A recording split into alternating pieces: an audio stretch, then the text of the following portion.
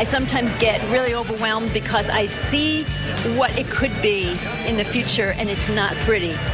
Tonight's top story, another area community experiencing a crude awakening. Bethlehem residents climb aboard to protest the so-called oil trains.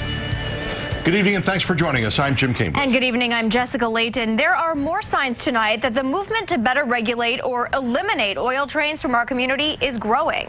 In Bethlehem tonight, several dozen people gathered to get on board the protest train. Dan Levy was there. He joins us with more. Good evening, Dan. Jim and Jessica, good evening. Most everyone agrees it will be an uphill journey, but people feel that with the right strategy, the right level of resolve, and the ability to stick together, they can reach their destination.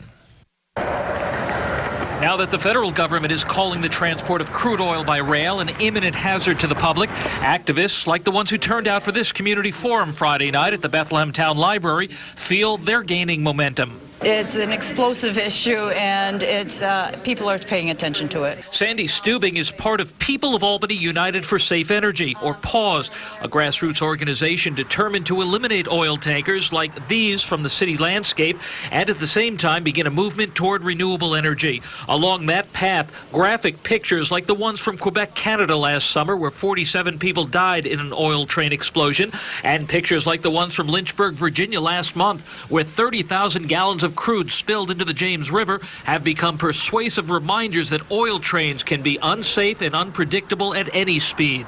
It's a horrific value. We don't want to see it happen at all. We hope very much it won't happen again. It probably will. We want people to realize that that is the risk. So those pictures are very valuable.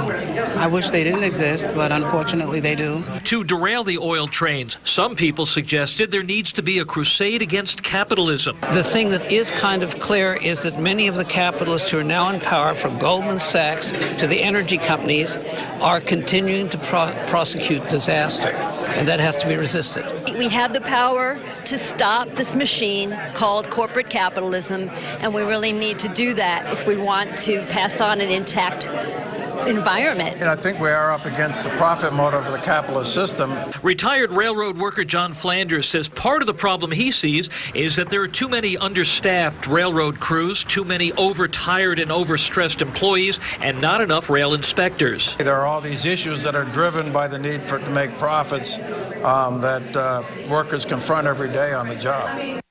Global Partners, which operates a large rail yard at the Port of Albany, announced last week that beginning on June 1st, it will voluntarily refuse to accept the outdated DOT 111 tankers arriving at its terminals.